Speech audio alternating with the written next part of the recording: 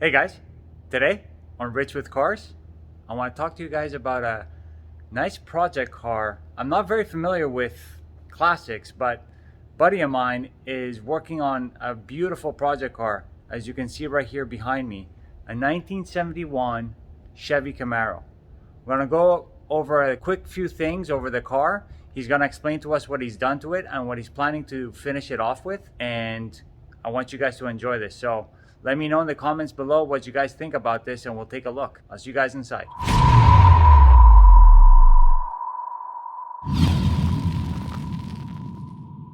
So I have my buddy here that's gonna give us a little bit of insight on what he's done so far and what he's planning to do.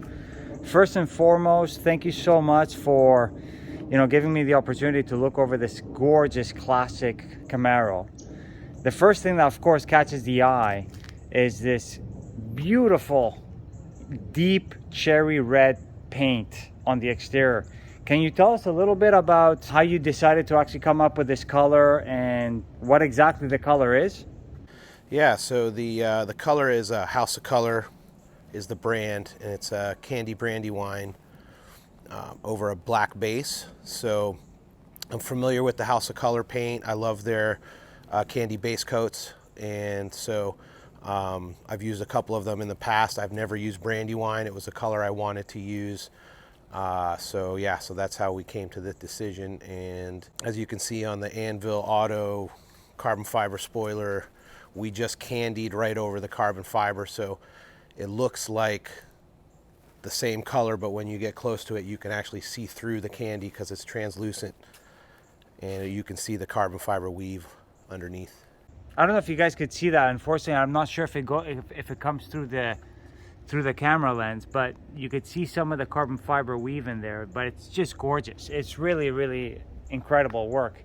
And if I'm not wrong, I think you also did the same thing, the carbon fiber in the front, and then you put the candy red in the front bumper, right? Yep, that's right. We did the same treatment to the Anvil carbon fiber RS front nose and the radiator block off. So that's really, really nice stuff. And of course, you can see a lot here in the engine compartment. What exactly was done in the engine itself? What kind of engine do we have, and what sort of components are all around it? Because it's just a beautiful piece of work. Thanks, man. Yeah, it's a LSX 6.0 iron block motor, and we put new pistons, cam, polished the crank, some forged internals, and it's naturally aspirated. Has a LS2 intake and Deca 60-pound injectors. It makes right around somewhere between 450 and 500 horsepower. And we have the CVF serpentine set up there with air conditioning. I got a vintage air kit. That's really the bulk of it. I mean, we have Holley high flow fuel rails, all the little knick-knack stuff that you need to do the LS. We used BRP motor mounts and transmission mount. It's backed with a 4L70E crate transmission from GM Performance. We went with Willwood master cylinder for the brakes, and Core 3 spindles with C6 Corvette calipers and rotors, as well as Global West control arms. I have QA1 coilovers and Hotchkiss sway bar. Gosh, I'm probably forgetting some things. Those mini tubs in the front, the inner fenders are fiberglass, and they're extended to accommodate a wider wheel and tire. So they look factory, but they're actually custom made. And got the Ring Brothers hood hinges in billet. Those are the airframe, I believe they're called.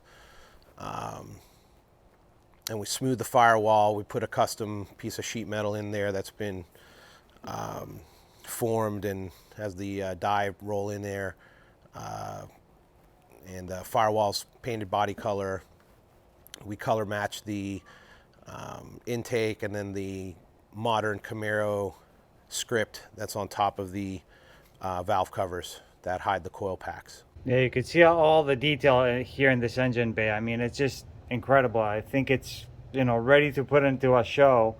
But correct me if I'm wrong, you're looking to do a few more things to finish her off, correct? Yeah, so there's just some things we need to button up in the front there. I need to put the windshield wiper motor. Finally got the kit that I was looking for, and it's been hard to get parts the last year and a half, and so this took about 3 years total.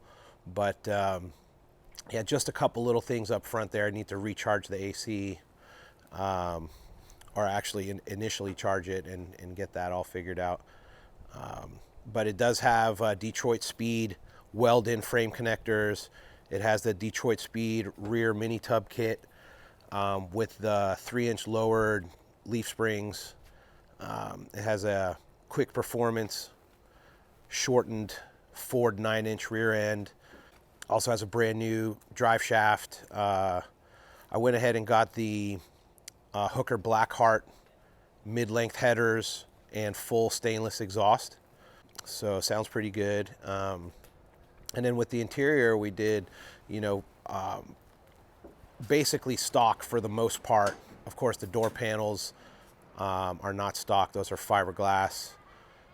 And I can't think of the name brand at the moment, but we put a brand new dash in it. I ended up reconditioning my factory parts for the lower part, and the upper part is brand new. Went with Dakota Digital gauges, Nardi steering wheel. We actually color matched that center ring there, burgundy. It was originally yellow. Kind of tone it down and let it match the car a little better. Factory carpet kit, and then went with the lights there in the wheel wells and deleted the map light in the center of the headliner.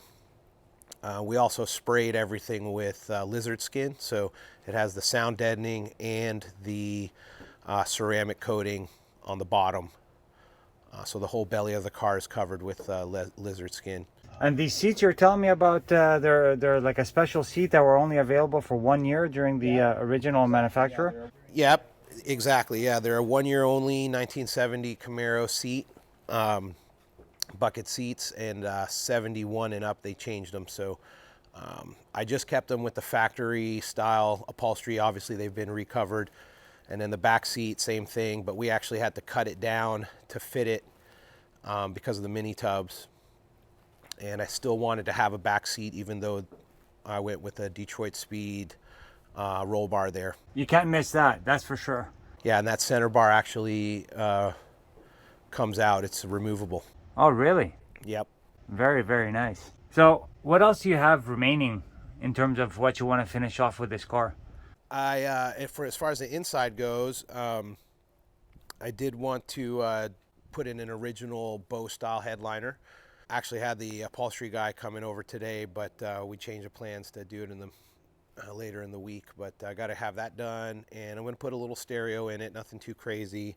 I have the kick panels that will take a mid-range and tweeter, and then maybe something on the rear deck and an amp to push it all. Yeah, other than that, there's a couple little details, like I want to put a shifter boot. I'll probably have a leather one made to properly cover the low car Tiptronic shifter there, and that's pretty much it. And center caps on the wheels. Nice. Well, so far it looks incredible, and I can't wait for it to actually start up and go for a little drive in this. I think we'll be doing another video on this once she's fully finished, but I want to give you guys a quick preview of so far what this project car has come to. I don't know much about classic American muscle or classic cars, but this one definitely attracts a lot of attention. So I hope you guys really enjoyed this quick overview on the 71 Camaro,